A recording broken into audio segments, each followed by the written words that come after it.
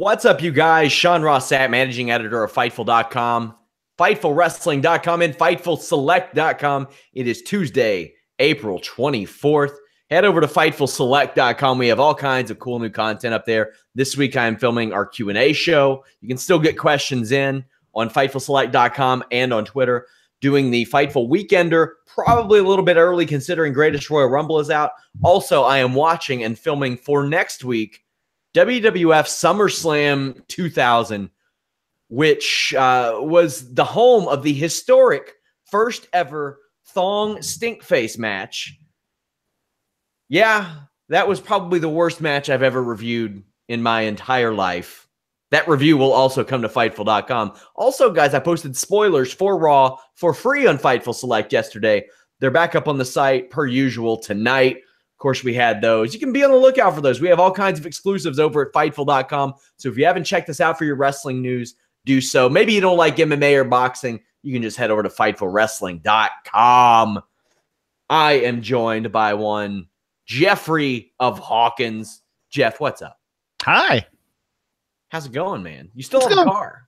Yeah, well, no one would want to steal that thing. They would just want to break in for meth money, probably. Hey. It's been broken into 5 or 6 times in the lifetime of that car, so I'm kind of used to it. But really? Yeah, but no, I walked upon a guy in the parking lot of my gym scoping out my car, and I was passing by like it wasn't my car, and I said, hey, having a problem? And he goes, oh, I just locked my keys in my car. And I kind of walked up. I put my key in the trunk and opened it. I went, well, they're not in here. And the guy ran off. That is LA, yeah? Yeah. Well, it's the outer reaches of the valley. Yeah. One time I was in line at a gas station not far from where I lived at the time. And I was in the back grabbing a sody pop or whatever it may be. And I hear a guy go, open the register, and the clerk said, the sheriff behind you would probably take issue with that. And he was immediately arrested. So beware of your surroundings, because if you're not careful, there might be a sheriff or a Jeff Hawkins who could probably play a damn good sheriff. Oh, I just want to hear that dude in prison. Nah, man, if that sheriff, man, I would have totally taken him, but no. One of the funniest things I ever heard was somebody who was in jail that said, but here's why I was slick about it. And I'm like, you were in jail. You weren't slick about it. You failed at what you were doing. Anyway, one job. It's Tuesday. It's time for SmackDown Live. We're going to make some greatest Royal Rumble predictions as well. Hot dog.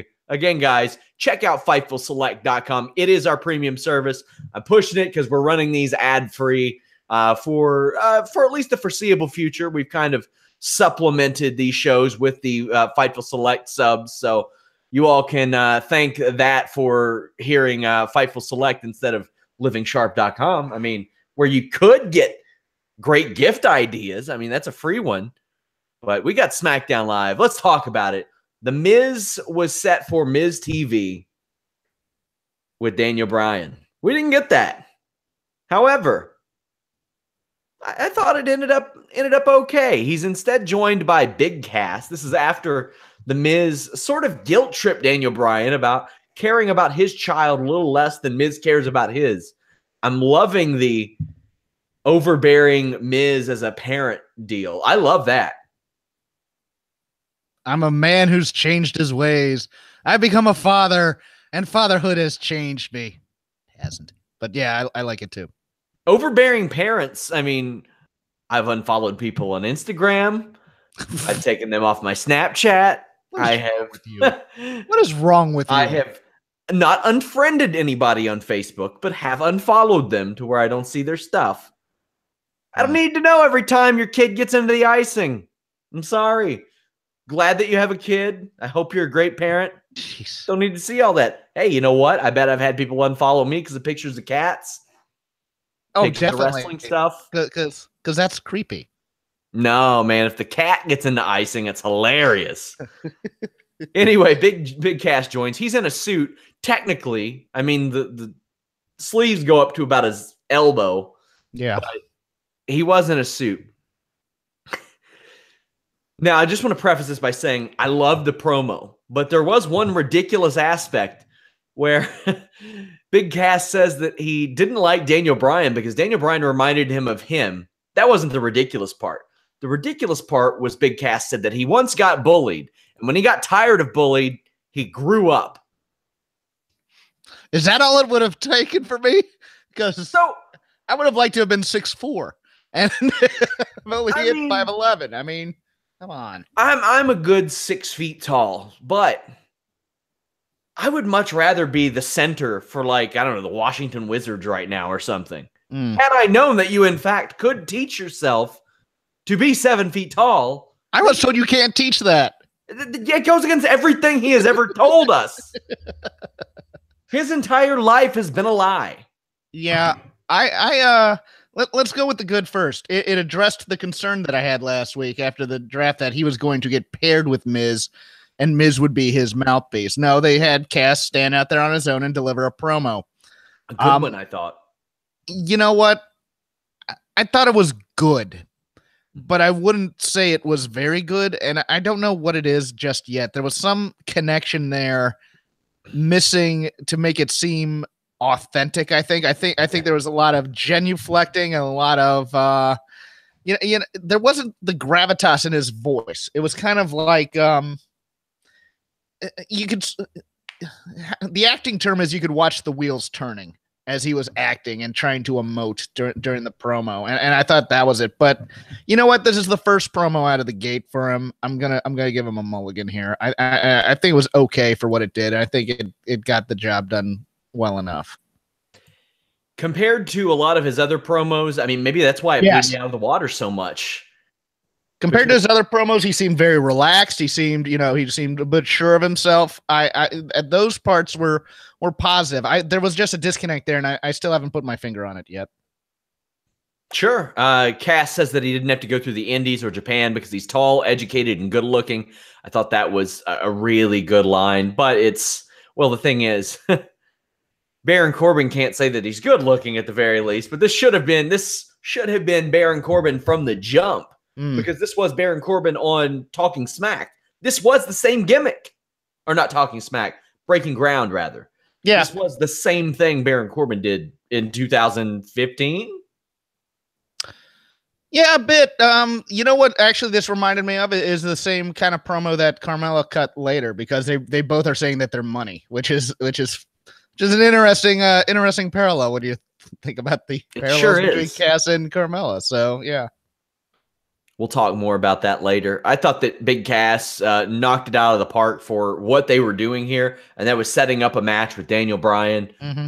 You couldn't find two people more opposite of each other, and it's clear to me, at least short term, that they want to kind of stretch out the possibility of Miz and Daniel Bryan, because that is not a Backlash match. No. That is a SummerSlam marquee match. Yes, that's a major, but that's a big 4, big 3, depending on how you view it. And now they view Money in the Bank as a big pay-per-view. I mean, they're doing NXT that weekend and everything, so that at least has that. And I kind of like that, because you go January Royal Rumble, March, April WrestleMania, then June Money in the Bank, August SummerSlam, and then you have Survivor Series a couple months later, and then you kind of get the build, which I don't know, based on the way they've pushed it. I think maybe it's a big 6 with the Greatest Royal Rumble in there. Jesus Christ, that thing has been pushed harder than anything I've ever seen. I mentioned to you off the air, I've never seen anything promoted so hard on WWE TV. Yeah, no, and even on just on terrestrial TV, all the cut screens were where you go, all the commercials, all the split screens, I think, were for the Greatest Royal Rumble as opposed to like product placement. I'm not positive on that, though. I might be wrong. I got the rundown tonight, and the commercial listing was like 31 minutes or something, and it was about a quarter of the show compared to almost 30 to 31% of the show for Raw last night. Well, we saw why, because some of that was eaten up by their own ads that weren't really commercial breaks, or at least aren't considered commercial breaks, that they feed out to networks. So if you count Greatest Royal Rumble stuff, it was definitely way up there. I thought that Cass however, did very good here. I thought Miz did very good here. He didn't back down from Big Cass. No, and I liked that Cass went after Miz. I liked that kind of aspect of it. I think that adds a great touch to it, as opposed to all bad guys like each other and all good guys like each other. Miz is supposed to be the conniving one. Miz is about, oh, hold on, this isn't about us. This is about Daniel Bryan. I'm a father. Fatherhood has changed me. Yeah, yes. No, I like that. I like that a lot. I love that aspect of things because, I mean, I don't want to say it changed Alex, but I witnessed it for him about how family-oriented storylines meant more to him when he had a child on the way and had a child born. Alex is the babyface version of The Miz. I've noticed nothing out of Alex, which makes it sad for me, I guess. How dare you?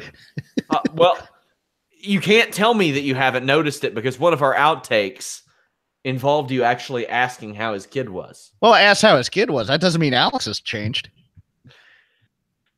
You should hear how he berates me off the air, kids. That's really true. By the way, guys, Alex has a great article up about Becky Lynch on Fightful.com. Go check it out.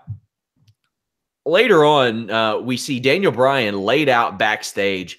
Asuka and Becky Lynch sort of discover him. And I saw the parallels drawn between this and the Enzo attack all over Twitter.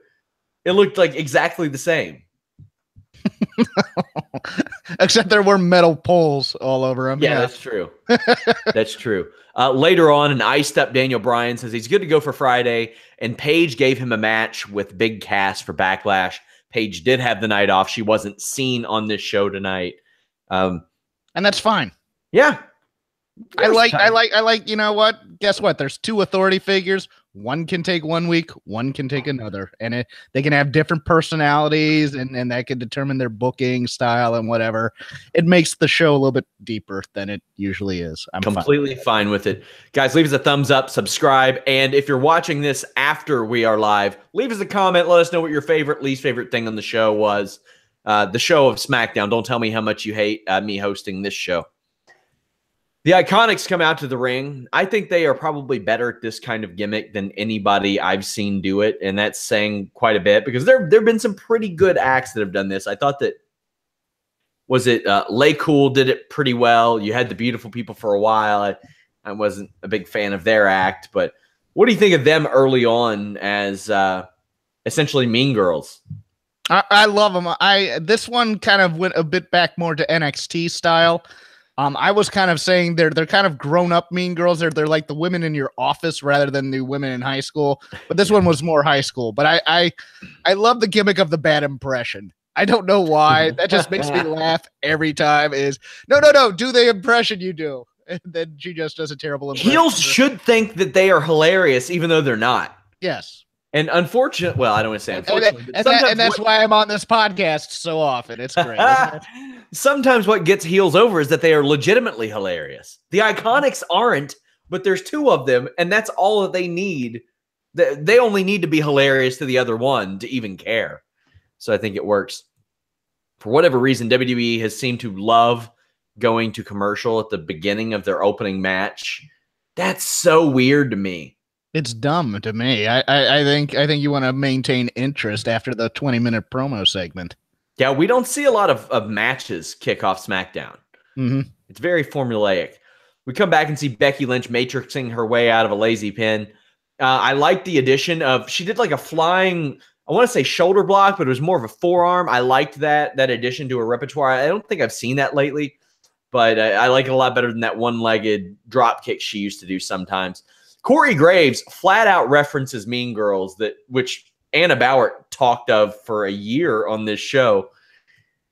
They did it a couple weeks ago as well.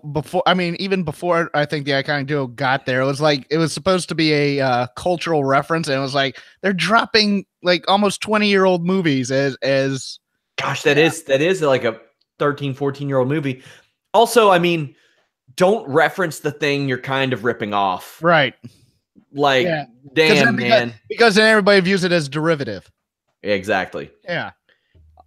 This match, for some reason, out of all of them, made me realize how absurd Asuka's hair looks. Probably because it matched Peyton Royce's gear. I was like, okay. I thought that her and Becky Lynch worked really, really well as a team together, though. Yeah, Anna and I used to have a comment on here about the green card marriage and any of these 4 women. I am rescinding my offer to Anna Bauer, and if any of them want a sham marriage, we could make this work. No, I like Becky Lynch and Asuka a lot as a team. I think Asuka and Billie Kay were a little bit off at times in their sequences, but overall, I like Becky and Asuka as a team. And Becky still can't win a match. That's even when she teams with a woman who had never lost before 3 weeks ago. So that's another loss for Asuka. Becky runs into Asuka, and Becky gets pinned by Peyton with the help of the ropes. Mean Girls is on Broadway now. I would check that out if I were near Broadway. I would not. I would. Andrade Cien Almas highlight video. He is coming soon. I'm good with this promo video. I like the fact that, okay, you just introduced him on TV last week. The casuals who don't watch NXT don't know who he is. Let's introduce him to this SmackDown audience. Maybe 1 week, maybe 2 weeks, and then you debut him. I'm perfectly fine with this. It's the gimmick in a nutshell. It's she does the talking, he does the wrestling. Perfect. Yeah, I'm very excited for this because we had SmackDown tonight without a Samoa Joe, without an Andrade Cien Almas, no Paige on the show. It's gonna pick up. I was mentioning to you off the air, SmackDown is in a really weird spot because they're gonna have 2 straight go home shows. I don't know that that's happened ever, much less right after WrestleMania. Their schedule was a go home show, SmackDown after Mania, Superstar Shakeup, go home show before Greatest Royal Rumble, go home show before Backlash. That is a weird thing to write for, and doesn't look like they did a whole lot of writing for it, but I do sympathize with them a little bit because of that. Does that affect your viewing at all, knowing what you know that they've kind of got that hurdle to overcome? Yeah, well, but they never really go hard on the go home part of it. Really, it's just kind of okay. We put these guys in there. The feud never is written, it seems, as a crescendo to the violent apex, so to speak, that you're supposed to get in a go home show. And it's like, okay, now we have to watch this to see what happens. There's rarely that we get your contract signings, your verbal debates. It's before the goddamn Greatest Royal Rumble. There's 50 guys. Have a match where one guy's going to be like number 2 and the other guy's going to be like 48 or something. Yeah. Do that. Man, it's so just odd. Jeff, you will be shocked to learn that Sanity is looking to create chaos. Wait, hold on. Are you telling me that a new faction in WWE is there to make a statement and to create chaos? Like the Riot Squad was yesterday, and the Authors of Pain were the week before that. Yeah, before Legend they didn't show up on Raw this week. Yeah.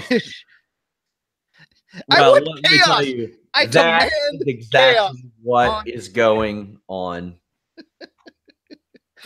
I want chaos. I want mass hysteria. I want anarchy on a show. I want that Nexus running, just tearing apart a ring or something and killing the commentary team. Tough to create chaos after that angle, man. Like that one was a special one.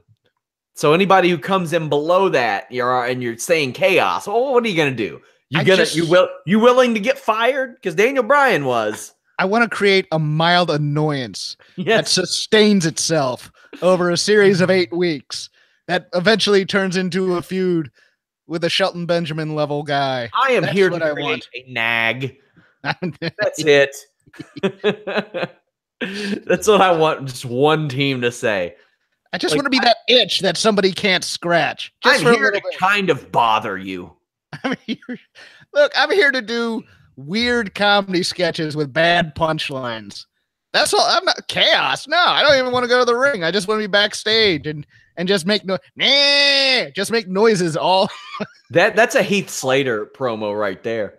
No, I gotta get my check. I've got kids. I'm not trying to create chaos.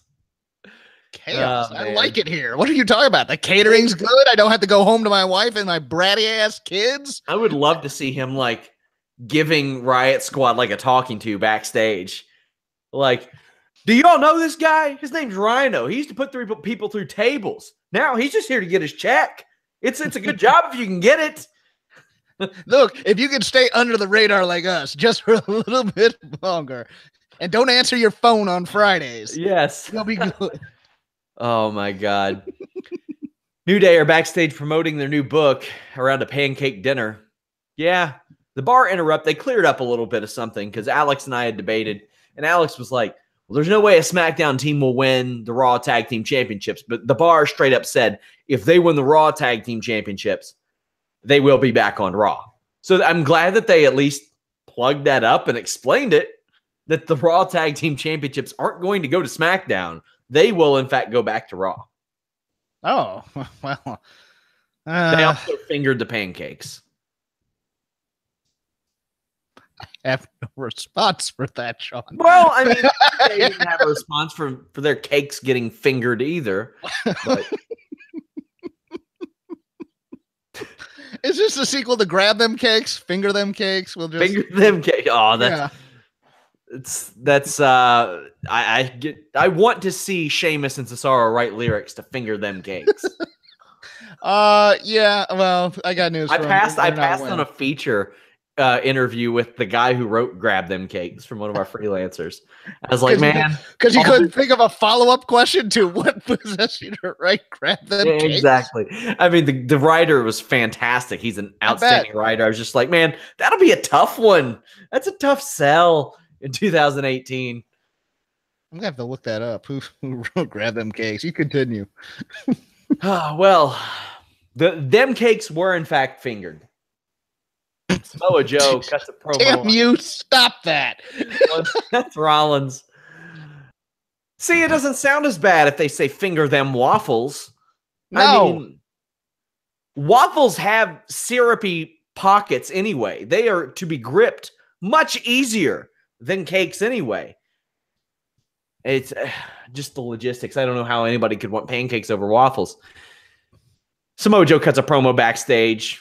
Seth Rollins, Miz, Finn Balor. It's a good promo. It's a selfie promo, but it's a good promo. And I always believe Joe. I always believe Joe and everything he's saying, no matter how contrived it might be. I believe him. And because he has this laid back demeanor about him, about how he delivers it. It never sounds like it's a scripted promo. It sounds like what he's actually wants to say. Yeah, I'm with you completely. Naomi approaches the Usos backstage, but Jimmy tells her that she doesn't need to be at ringside because Jay has his back. She also has cool handshakes with both of them. I think Naomi's promo work has been a lot better of late. I thought this promo worked. Mm-hmm. I liked the look. I liked actually having some amount of concern and care that didn't feel like, oh, I just don't know if you'll ever come back. You know, the melodrama wasn't there. It seemed like it was actual somewhat of concern, and maybe I need to do something to help. I liked this. So they had a great highlight on a Make-A-Wish kid that the Usos granted a wish to earlier in the afternoon, and I immediately thought, are they really going to kill Jimmy Uso in front of the Make-A-Wish kid? You and I thought the same thing. I go, are they going to kill an Uso in front of the Make-A-Wish kid after getting his wish granted? That would be so cruel. Oh, and yet, my God. I was like, oh, they're really going for it now. I mean, keep in mind, I've been watching WWF SummerSlam 2000. As I said, a thong stink face match in which Al Snow had the cat on his shoulder celebrating and spun her around. And as he did, the cat's then boyfriend, Jerry Lawler, shrieked in glee. So the depths and the lengths in which WWE has went to push the envelope prior, I think this would be a step even beyond that. Oh, yeah. You and I were simpatico in that thought, but luckily they did not do that. Yeah. So instead, Rowan ran through Uso on the outside, killed him. I mean, that could have done it. I thought that was it. But then Naomi's entrance distracts Rowan, and Rowan's like, I don't know colors. What are colors? Why is everybody doing acid around here but me? And I love James McKenna's post where it's like, what are Harper and Rowan looking at? And then it's a shot of Naomi and some of her features, and it's like, oh, yeah, that's why they're distracted. Yeah, my joke was they turned into a Tex Avery cartoon, like when the country wolf came in to see girls, where's girls? Oh, look, girls. You know, just eyes bulging out like the mask. You know, Hope never played a girl before. Actually, I want that to be the gimmick now. I want Harper to like cover Rowan's eyes so he can't see Naomi, so he can concentrate. And say, no, cousin, we cannot see those women right now. We must concentrate on the wrestling. I mean, fortunately for the club, Maria and Mike are on Raw now. So yeah, that one's done for. They got to run that back at some point, though. I'm hoping Harper didn't hurt his leg during this match because it looked like something might have happened with his knee there. Yeah, he got thrown into the stairs, man. It's been bad luck for Harper and Rowan trying to stay healthy. I've mentioned that time after time.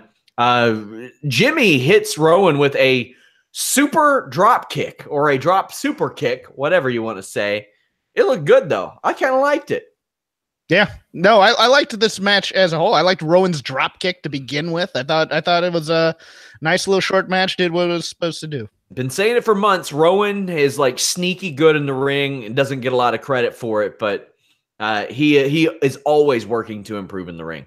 We have a contract signing. Carmella looks right with this championship, and she is getting use out of that mixed match challenge outfit. She didn't just retire it. She's like, you know what? I'll wear it all the time. Renee Young is really great here, of course. And Carmella. This is fantastic. Go into it. Go into it, please. Goes to the highlight video of herself weekly. And I fully believe this character would pay to have videos made of herself. Mm-hmm. And then after she doesn't get the reaction to it she likes, she goes to it again.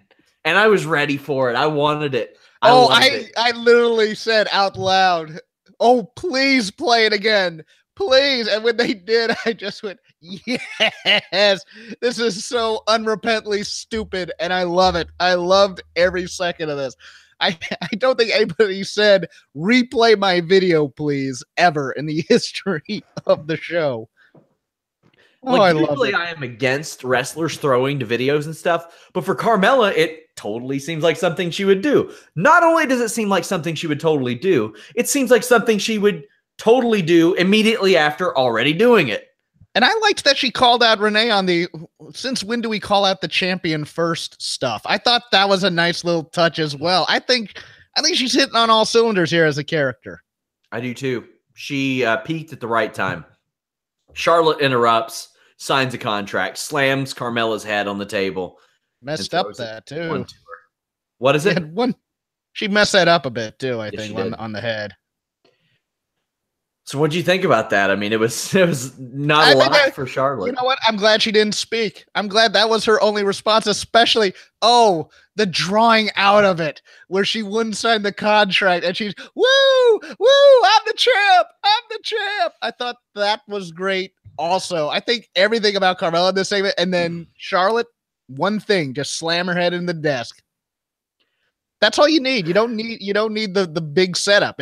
She's gone so far in the absurd, just that one straight man type of thing. Boom. That's all you needed. It was great comedy. Great. So recently I was showing my cousin Travis some like older wrestling. I don't want to say older wrestling. I mean older cash-ins, because he wasn't that familiar with the concept. Mm-hmm. And it brought it back to Kyoto. And one of them, I think, was the Dolph Ziggler one. Which is one of the best ones there is, I think. Oh, yeah, and I think it was Kyoto, but I showed him several. And Kyoto knew what the Money in the Bank briefcase was on that night, and he did it quick. So I'm wondering at what point Mike Kyoto forgot how Money in the Bank worked. Well, he's taken some bumps, and some of those may have hurt his memory at some time, so he might have just forgotten. And also, he thought Shane was going to die in a backstage segment a while back when he was like, you're going to make it, Shane. You're going to be okay. Don't you die on me. Don't you die. I half expected him to do CPR on the spot. I just want him to slam his fist in the wall. It never gets any easier. Oh, he's trying to find Stephanie backstage. Stephanie, I hate to tell you this, but Shane isn't dead, but he did get attacked. Jeff Hardy's making his way to the ring. Randy Orton interrupts him like the snick that he is, just like Jeff Hardy did last week. Randy Orton is going to face Shelton Benjamin. I posted on Twitter, these two guys were in a battle royal in this city 18 years ago at an OVW NWA show. Mm-hmm. And that, of course, they went on to be great OVW products, but it didn't quite hit me until the middle of the match. Oh, yeah, a couple from the OVW class. Meanwhile, Brock's still over there on Raw. Dave Bautista wants to wrestle again, but they won't let him. So that OVW class had some longevity. Give me a stable of those grumpy old men, because I loved this grumpy old men just killing each other fight. Yeah, I really liked it. Best match on the show, without a doubt. I am all here for Shelton Benjamin being that mid-card workhorse that just goes out and has really good matches with people, because his style is not what it was 10 years ago when he was in WWE. But that New Japan run and some of his Ring of Honor stuff really helped him develop that just, I'm a mean old bastard style. You know what I want? I want him and Randy as a unit. Not necessarily a team, but a unit. And to play upon the other things we were just talking about, just coming in kind of over it, but yet at the same time they enjoy it and this is what they're good at and they make money at it. And they're showing up to get their check and they're just killing. They're killing idealism out of some of these younger tag teams and just beating the crap out of them. I would love to see that. Have them reference Louisville. Be like, do you know what it's like to train under Rip Rogers? Do you know what it's like to spend your life in Kentucky? That sucks. All you all had to do was shove a jelly donut up your ass to get out of training. We had to run stairs. Where were you? Yeah. Yeah. Be like, we were Dave Bautista and Brock Lesnar's practicing dummies. Rico Constantino. If they do a tag team match, one of them tag team, the other one just sighs and rolls his eyes and like, okay, fine, I'll get in the ring right now. And then he just kills the guy after he gets in, tags him back in. And just oh, I love it. Benjamin stops an RKO early, kicks away at Orton on the apron real hard. That run-up knee is really good. Orton sold the Dragon Whip just phenomenally. Orton's power slam connects, but Shelton sees the RKO coming and rolls out. Jeff Hardy moves so Orton can hit the Sing Bomb on Shelton onto the table. And then a masked man, Mini Deadpool we'll call him, clips Jeff Hardy's leg. It's Sing who gets RKO'd. This allows Shelton to hit pay dirt, which Orton took horribly, by the way. It was a bad-looking one. But Shelton Benjamin got the win. Training day, as we called them, splitting up was the best thing that ever happened to them. Interesting on this. Number one, is it now in everybody's contract they have to take that flat back bump onto the table if you face Orton? It must be. Jeez Louise. But Orton mouthed or said the word stupid to Sing after he took the RKO. So I'm not sure if that was in character or if because of the scramble, because it looked like he was rolling out the wrong way and corrected himself for the hard camera side. I wasn't sure if that was commentary or character reaction because you never know. But yeah, no, I liked the match. I kind of liked the interference on behalf of Singh because it at least is logical in that, oh yeah, maybe I can get some damage done before the Saudi Arabia card for my guy who's trying to win the belt. I had no problem with that. I like this match a whole lot. Mm-hmm. This was just really, really good. I need this to be Suzuki-gun in WWE and just have Minoru Suzuki also join them because then it's just a bunch of grizzled old men killing fools. I'll take that. I would love to see Shelton Benjamin like alongside somebody like that. Make good use of him. Put him alongside Nakamura even as one of his guys. Because I think Nakamura, I don't think he needs a stable, but I think it would help him. Yeah, have some heaters and some people that could work good. Rusev Day ain't that for him. Rusev Day counteracts what they are trying to do with him. They're too babyface and they're too and when they're heels, they're too comedy. So you can't. Yeah. And with Randy Orton and Nakamura right there. Now I'm not saying Nakamura or that Orton needs to be a heater for Nakamura. He's way more valuable than that. But we'll see. We'll see. I'm wondering, though, at what point did Rusev Day become Nakamura's friends? The TDE Wrestling, which is a phenomenal account on Twitter, had the best joke here And I really, really wish I had thought of it. And I'm giving all credit to him. During that Renee Young segment, it was no speaky to Aiden English as opposed to no speak English. I thought that was, I wish I had thought of that one. Well, Rusev and Nakamura, they shared the gift of being foreigners in a strange land. And they speak the language of wrestling. Yeah, they wrestled multiple times last month. This doesn't make a damn bit of sense. No, it makes no sense whatsoever. The club reunite backstage. It was a nothing happening few seconds. The effort to get Rusev booed is very frustrating, in my opinion. We'll talk more about that when we talk his Undertaker match. New vocals on the Nakamura theme, and Corey Graves did point out it's so WWE fans would not sing it along with him. Dug the explanation. It was really liked it. Yeah. Really liked it. I want Nakamura to go full on. Like I had mentioned forever ago, if you wanted to go really full heel with it, Tommy, I thought that they should have Nakamura just be so disgusted with how his American experiences went. And he sits 4 Japanese wrestling fans at ringside who just politely clap when he does things. He's like, that's how an audience is supposed to act. Not like you imbecile. Be respectful, people. Yeah.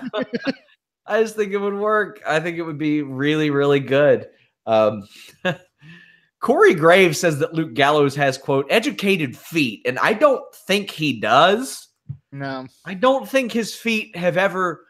I don't think they got out of primary school. I don't think they went to school with Stan Lane necessarily. I don't think, I think they may have taken a correspondence class at one time, but I don't know. On a day where I watched X-Pac do one of the most beautiful spinning heel kicks ever on that retro show. One of the best in the business ever. I would buy that as a finish today. 10 out of 10. If somebody hit somebody else with that, I would buy it as a finish. Luke Gallows, I like him. He ain't got educated feet, especially when seconds later Rusev hits a Machka kick that looks a million times better. And then AJ Styles does a Pele kick right after that. Meanwhile, Road Dogg is in Gorilla, and the only thing he's wondering about Gallows is, why didn't he hump the guy when he did the pump handle slam? It's the hump handle slam, not the pump handle slam. I'll let you do that one. I'll let you take that one. Yeah. I don't have an answer. It all breaks down. Nakamura hits the Kinshasa on Gallows for the win. Styles comes in and he gets punched in the dick. This is my full-time job, you guys. This is all I do is cover pro wrestling, MMA, and boxing. Shinsuke Cock Nakamura back at it again. Rob and I recorded Shake Them Ropes earlier today, and it's currently in your podcast feeds. Podcast feeds. Should you want to? No, it's in my feuds. It's in your feuds as well because we all hate each other, really. But we decided that the perfect match for this Saudi Arabia card is just the two of them punching each other in the dick over and over, and just riling around in pain. And as they get up to their knees, someone else punches the other guy in the dick, so he goes down, and then it's that, and then just a quick roll up pin after like 5 minutes of dick punching, which would be fantastic. That said, for an 80s action movie type of standpoint, I loved this segment, this after match part, where my first thought was Bloodsport, where Chun-Li sees Donald Gibb injured during the fight and takes a look at Jean-Claude Van Damme in the audience watching and just gives that little kick right to the ribs as he's watching and grinds his heel into it. I loved Nakamura in this. Oh, your friend's injured? Oh, you're hurt from the dick punch? I'm going to kick him again right in front of you. Boom. Loved it. I did too. As it was mentioned, Gallows. Anderson took one for AJ Styles, ended up taking another Kinshasa. This was a good stuff. I'm loving the development of Shinsuke Nakamura. He just works so much better as a heel, and I hadn't really envisioned them turning him heel. It wasn't even in my brain waves. Like, okay, maybe they will turn Nakamura heel for the betterment of this viewing audience, because I didn't know that it would have been better for the viewing audience, but it's worked. I think what's making it work is the absolute 180 in terms of, oh, he's this proficient technical wrestler, and his finishing maneuver is a dick punch right now. Yeah. I think that's it. I think it's the hypocrisy of I'm not finishing my matches on talent. I'm finishing opponents with a dick punch instead. I think that's what's making this really, really work. Time for Greatest Royal Rumble predictions. Of course, I will have a live post-show podcast on Friday following the Greatest Royal Rumble. That will not stop me from doing the Fightful Weekender or the Q&A podcast. Those will both be up on FightfulSelect.com this week. But the Greatest Royal Rumble, free over at Fightful.com. Let's get it started with the United States Championship match. Jeff Hardy of SmackDown defends against Jinder Mahal of Raw. However, the winner will face likely Randy Orton, it seems. He already earned his title shot at Backlash. If Jinder Mahal were to win this, then lose it to Randy Orton at Backlash, he's still owed a title rematch. So there's going to be much of this as we discuss this show. How do you think this plays out? Because I wrote a column earlier this week that WWE has kept us guessing with some of this stuff. I think that the Intercontinental title match are both very, very tough to call. I agree. And I think if they're going to switch belts, these would be the two that are the easiest ones to do. I thought actually they might actually switch shows too, where if Jeff Hardy loses, he goes back to Raw and Jinder comes back with the title on SmackDown, and then Miz might get the Intercontinental title and go back to Raw. I don't think that's going to happen necessarily. I think Jeff Hardy probably wins this. Well, to what you mentioned, the Miz Taraj are still using the Miz's theme on Raw. But I think that they are still going to, they got to do Daniel Bryan and Miz at some point. But also the Miz kind of escaping that. I think there's a little bit of a story there too. Yes. Hold on. I'm on Raw. You're on SmackDown. Oh, we're never going to meet because we're on different brands. Oh, but these are co-promotional. We're going to book you for this match. Yeah. Oh, yeah, that kind of thing. I'm going to take Jinder Mahal just because I think after the Orton Singh thing, Orton's going to get his comeuppance at Backlash and maybe win that title back again. And then Jeff Hardy has a rematch. And then Jinder has... You know what they could do? They could do a multi-person for this belt at Backlash after Jinder wins, and they could have Jeff and Randy both in the match. That's might have Shelton in it based on tonight. Yeah, that's a good call.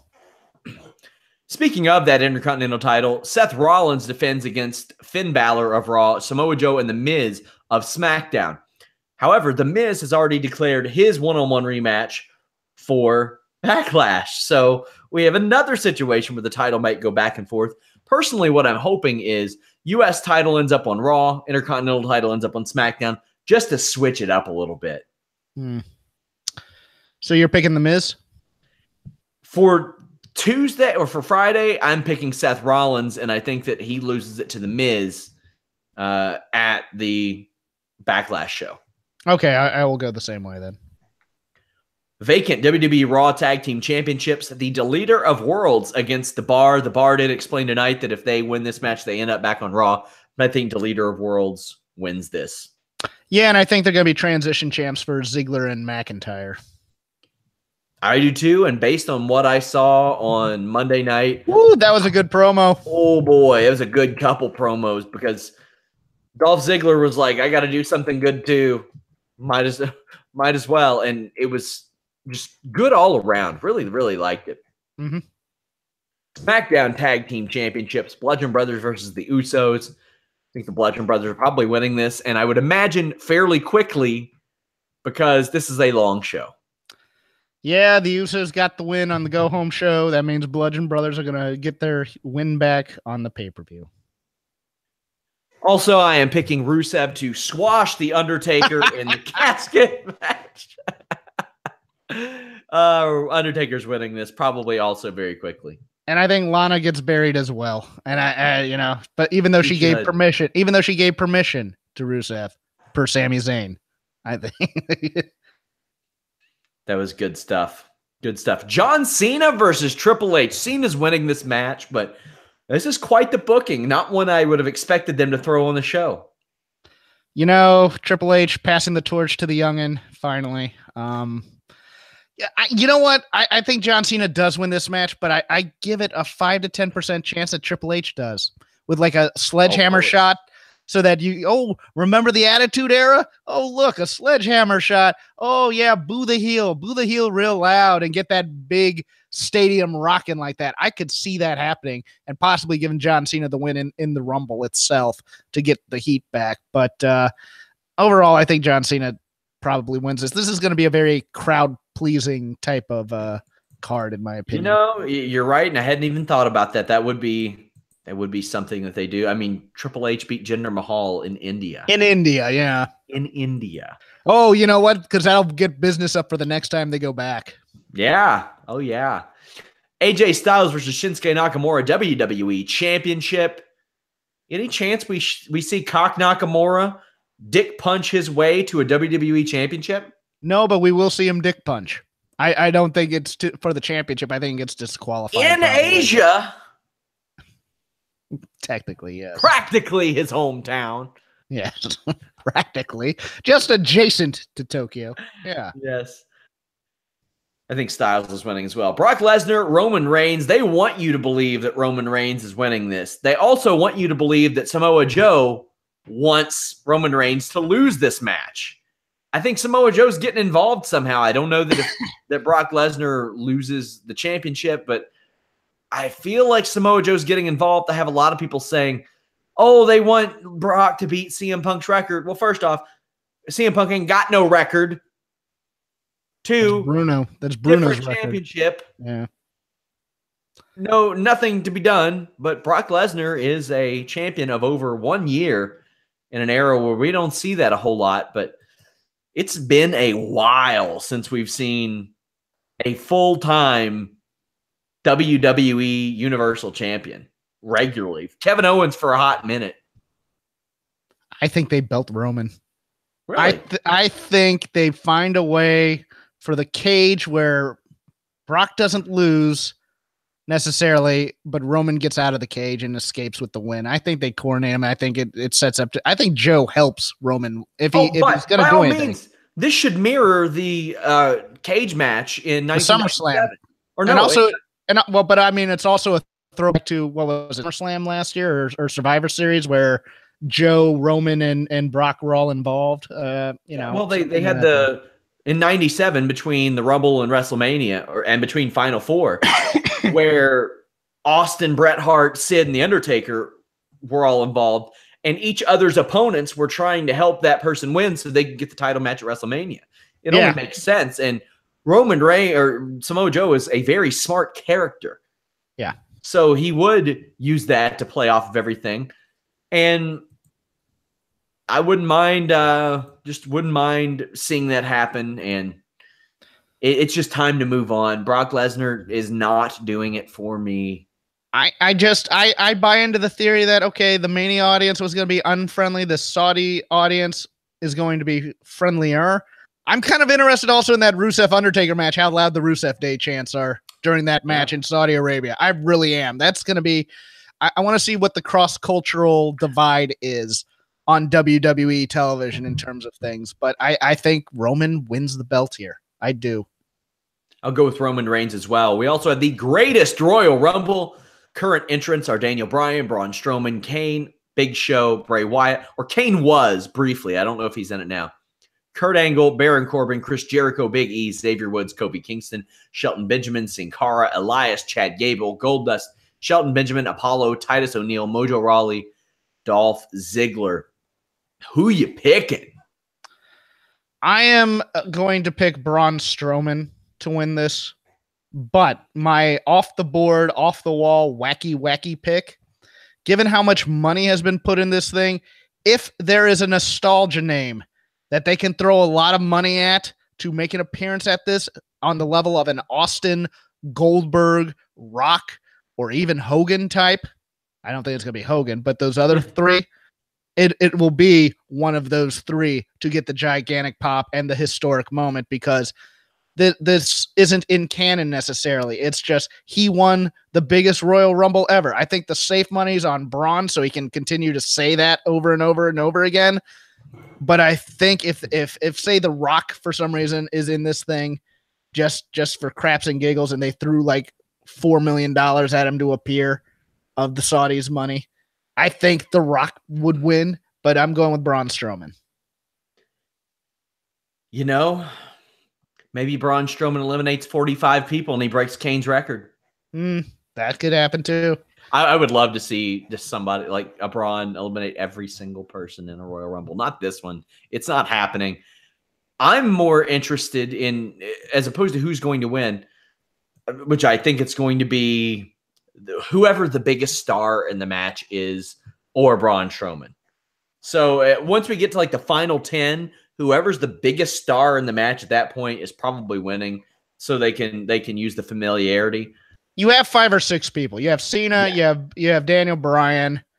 Triple H is probably going to be in it too. Triple H, maybe Bobby Lashley, but I don't think he's a big enough star yet. I don't think so either. Roman could always win this thing if he loses the title match. Yeah. I'm more interested in 2 other things as opposed to the winner. A prize and intervals. If I were WWE, I would do 60-second intervals. I agree. And the prize, they got that trophy on the graphic, but 50-man Rumble, you have to give them something. A title shot on Raw or SmackDown. It ain't hard. I think a harem would be good, but that's me. Of course it'd be good, but goddamn. Well, I think they have to do 90-second intervals because of the length that the guys are going to have to go to get to the ring. If you see it, it's a lot like it's about the size. Isn't it about the size of the Alamo Dome, for more or less? So I think you're going to have that time for guys to get in there, do their 20 or 30 seconds of offense or whatever, and then the next guy can come in. I think they should give them the carts, the WrestleMania 3 carts. I'm fine with that. They should. They should have them come down. I think that crowd would eat it up. The crowd would be able to see them actually coming down to the ring. The only person at NXT TakeOver San Antonio I got to see come to the ring was Nakamura because they had him on that thing. Yeah. That's it. Greatest Royal Rumble. I will be here for live post-show coverage. Of course, we're going to have live discussion and coverage. I'm going to open that up probably like 6, 7 in the morning. So we will have that up and rocking, guys. You all can come in there, talk some trash on Fightful.com. Leave us a thumbs up, subscribe, comment on this video. Jeff, what you got going on this week? Well, for dedicated listeners, you'll notice there was no Shake Them Ropes last week. I was on the Voices of Wrestling flagship with Rich Craich talking about the draft shakeup, or the superstar shakeup, if you will. So Rob and I recorded today. It is currently in your podcast feeds, talking all the things about Raw. A lot of Drew McIntyre talk, and a lot of Rob fantasy booking Drew McIntyre. So which was very interesting.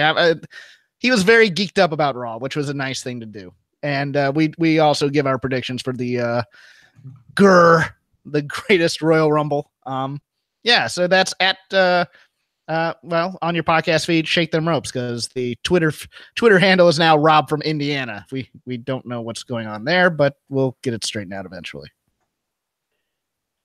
Guys, I will be bringing you the Fightful Q&A podcast on Fightful Select this week. Also, The Weekender, if you all don't know what that is, I cover NXT, Ring of Honor, New Japan, what I can take in of it at least, being the elite when it's on, basically non-Raw and SmackDown stuff, and I'll break down the exclusives in the Fightful Wrestling Weekly, a feature that I do for free on Fightful.com every week. Nothing that was on Fightful.com more than a month and a half ago is on Fightful Select. It's all brand new content. All of our exclusive stories and everything still go to Fightful.com for free. This is just a way where you can gain extra content. So head over to FightfulSelect.com. Check it out. I posted a preview of one of our dark match commentary episodes where, Jeff, I discovered Vic Grimes could work once upon a time.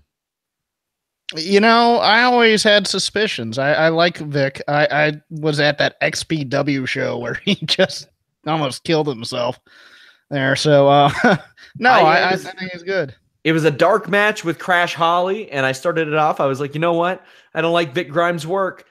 It was a real good match. It was one of the best dark matches I've ever seen. Definitely my favorite part of FightfulSelect.com so far. I do commentary over WWF dark matches, WWE dark matches. Check it out, guys. I have a preview up on our YouTube. But follow me at Sean Ross Sapp. Follow Jeff at Crap Game 13. Follow us at Fightful Online. We are out.